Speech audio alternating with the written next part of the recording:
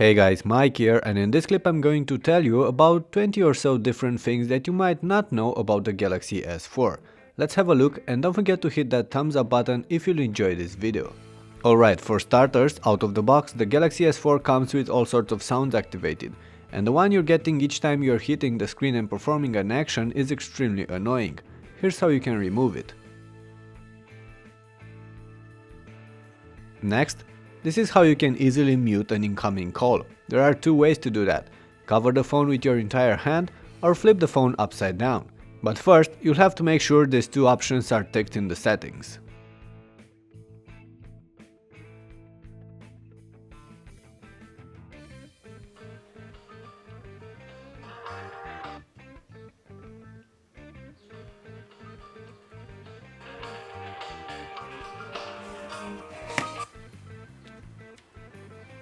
Another cool feature allows the phone to automatically increase the ringtone volume to maximum when in your pocket or bag, regardless of how it's usually set up.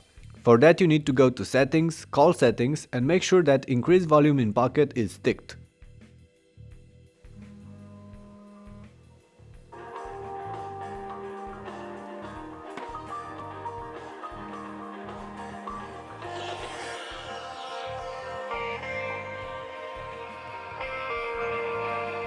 Smart Stay is another nice feature, and it allows the phone to detect when you're looking at it and never turn off the screen while you're using it, regardless of the screen's default settings. The S4 comes with these new eye tracking capabilities, allowing you to scroll through a web page with your eyes or automatically pause a clip when you're not watching the screen. But the truth is that the phone does not track your eyes, it tracks your face. Moving or closing your eyes will cause no response if you hold your face still, but moving your head will.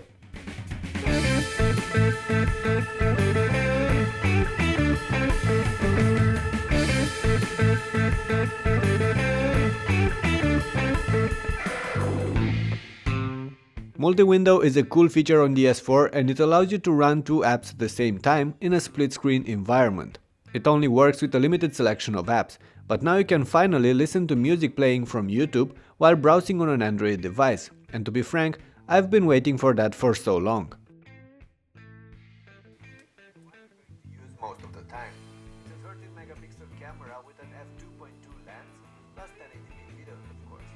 However, there's a rather narrow field of view on this lens, narrower than I was expecting from a modern handset.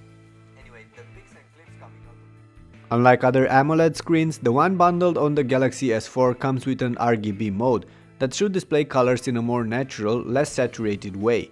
You can activate this mode by going to Settings, Display, Screen Mode, and select Professional Photo.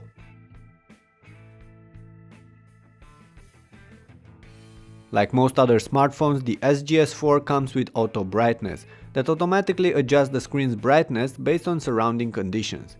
However, the S4 also allows you to tweak the auto brightness settings to a lower or a higher overall brightness level, based on your preference. This way, you will have to use the manual brightness settings less often. By default, the menu and back controls flanking the home button on the S4 turn on for a second or so when used, but you can change that. Go to Settings, Display, and play with the options under Touch Key Light settings.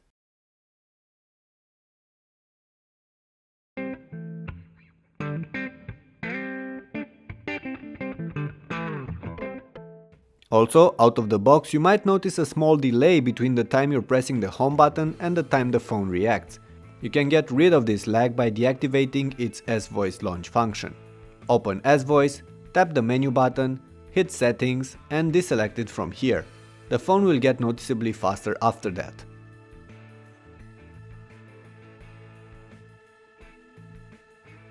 If you want to quickly dial or send a message to someone, just find that person in your contacts list, and from here you can swipe to the left to open the messaging app or swipe to the right to dial.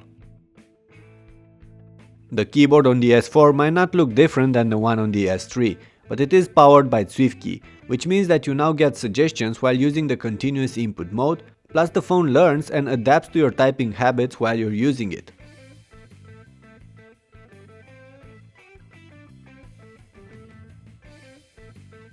Also out of the box, the lock screen on the Galaxy S4 is quite simple and contains no quick launch icons and no widgets, but you can add those from the settings if you want to. One quick note though, after adding widgets, I noticed that the phone would take longer to open the lock screen after pressing the power button, so I ended up only using those icons on the bottom. Air View is one of the coolest new additions to the Galaxy S4, and it allows you to interact with the screen by simply hovering your finger over it. You can use it to preview tabs in Flipboard, preview messages, enlarge gallery pictures and more. It needs to be activated from the settings, and you can easily tap it on from the list of quick toggles.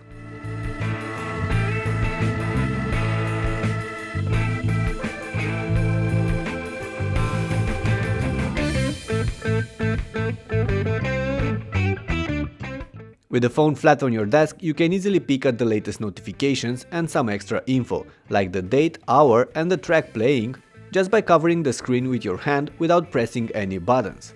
For that though, you'll first need to activate this functionality from the settings. Many of you asked how you can take a screenshot on the S4, and it's actually quite easy. First, you need to go to Settings, Motions and Gestures, Palm Motion and activate Print Screen. Now you can swipe your palm over the screen and take screenshots. You can also do it by pressing and holding the home and power buttons at the exact same time.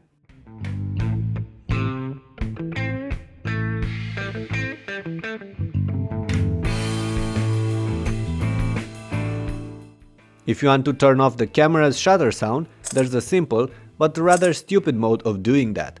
You need to put the phone on mute, not on vibrations, on mute, and this way that annoying shutter sound will be gone.